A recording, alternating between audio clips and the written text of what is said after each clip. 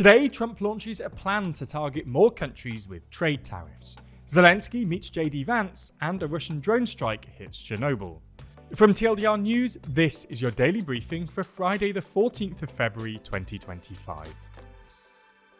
US President Donald Trump has launched the first step of a plan to hit countries with what he calls reciprocal tariffs. On Thursday, Trump signed a memo instructing his staff to develop custom tariffs for each country that he says has unfair trade practices towards the US, and to report back within 180 days.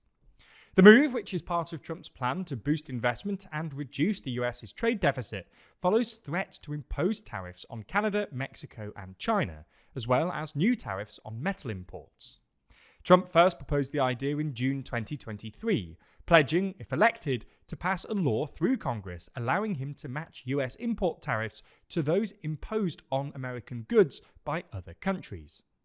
His campaign dubbed it an eye for an eye, a tariff for a tariff. So, which countries are likely to be impacted? Well, the White House has said that Japan, India, and the EU are the biggest targets, as well as Brazil. Trump's senior advisor for manufacturing and trade, Peter Navarro, has called the EU's value-added tax a poster child for the kind of trade practice that would be tackled by Trump's tariffs. Measures taken by the Trump administration could include weight restrictions on cars, agricultural standards, or tariffs on alcohol. In anticipation of the measures, some countries, notably India, are already slashing taxes on US goods. This month, India cut duties on certain US imports, including Harley-Davidson motorcycles, which Trump has previously called unacceptable. Then, this week, in a meeting with the Indian Prime Minister Narendra Modi, Trump announced that the US would be a leading supplier of oil and gas to India, which is currently one of Russia's biggest oil buyers, adding that he and Modi would negotiate long-running disparities on trade. Before we move on to the next story, a quick reminder that the daily briefing is changing. From Monday, it will become an audio-only podcast. You can still listen on YouTube, or you can search for and follow the TLDR Daily Briefing in your podcast app of choice.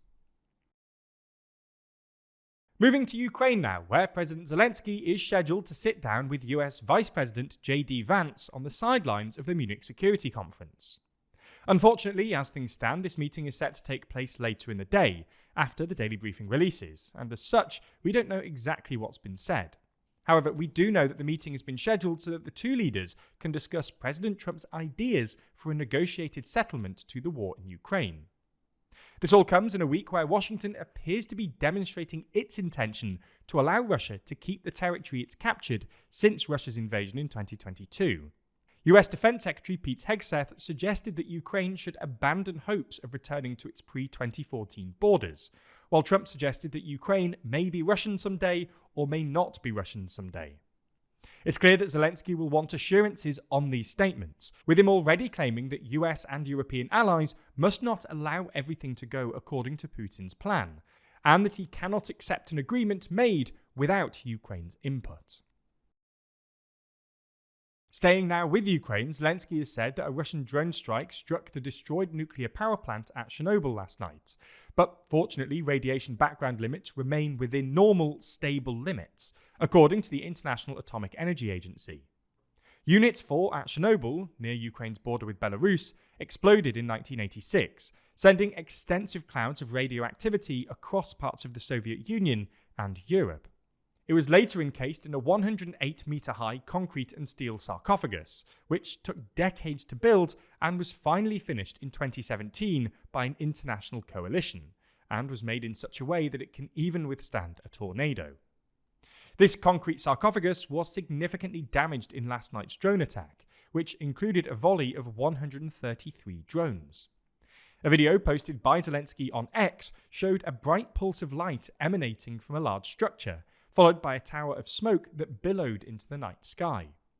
In the same post, Zelenskyy said that the drone attacks meant that Putin is, quote, definitely not preparing for negotiations. He's preparing to continue deceiving the world. Zelenskyy added that the shelter was built by Ukraine, Europe, the world, and America, all those committed to real security for humanity. The only country that attacks such sites, occupies nuclear power plants, and wages war without any regard for the consequences is today's Russia.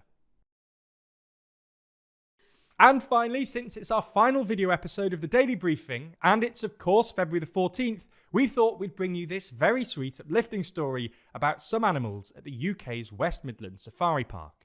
To celebrate Valentine's Day, keepers at the safari park have been giving out custom love hearts to the animals, made by the Midlands-based company Swizzles, with personalised messages for each species.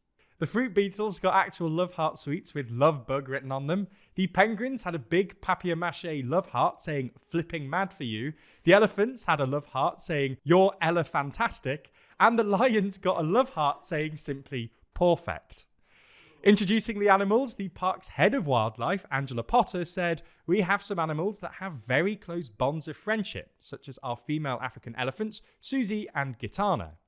They've lived together for many years, and as such, they are celebrating Galentines, and we're happy to share their heart treat with each other. Our 4 male lions, although they share a brotherly bond and enjoy being in each other's company, like all brothers, they can squabble from time to time, but they soon make friends again afterwards. Our fruit beetles are a colony, so males and females live together and are always seen mating. They have 4 life stages: egg larva, pupa, and adult. It's a different story for our penguins, who tend to form close bonds as a couple." Why is this so much detail? Hold on, we're still going. I know we are. We have 5 couples currently, including same-sex penguin pair Arnie and Frodo, who have been together for several years now, and nothing breaks the bond between this devoted pair. From the animals at West Midlands Safari Park and the animals here at TLDR, we hope you have a lovely Valentine's Day, and we'll be back here on audio next week. Before we go, I've got some thank yous to give. So, as you hopefully already know, this is the last episode of the Daily Briefing in its current format. This is a series that I've worked on for pretty much 5 years, and I'd like to take the opportunity now to thank our amazing audience for sticking with it, and hopefully continuing to stick with it through the new format. Your feedback has been invaluable to us and has helped us with everything from topic selection to significant changes to the format. In fact, as a direct result of your feedback, we've committed to posting the audio-only Daily Briefing on this channel going forwards. It's been amazing to work on this project for so long, particularly because of how strange it can be at times.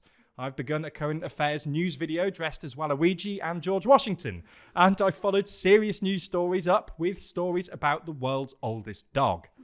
That's not something you'll see on other TLDR news channels. Anyway, there are some much more important people than me that I want to thank for their work on this format of the Daily Briefing. Firstly, I'd like to thank Jack for guiding and supporting the series for so long. Believe it or not, TLDR News was a lot smaller when we started doing the briefing, and he's been essential to helping it grow alongside the rest of the business. I'd also like to thank our amazing writers, Rory for his impressive eye for stories that can be thumbnailed, Nadja for her unbelievable speed writing and breadth of knowledge, and Georgina for her unrelenting enthusiasm for the series, and for taking on the mantle of the new format. It isn't only the writers that made this format what it was, though. The real MVP for the last 3 years has been Scarlett. Day in, day out, she's been responsible for putting the video together and holding us writers to account. She's been behind the scenes for this entire time, but is responsible more than anyone else for the growth of the audience and the consistency of the format. So if you're going to thank anyone in the comments down below, direct it towards Scarlett. Anyway, that's pretty much it. Thank you all so much, and we'll see you on Monday for the new regime headed by Georgina.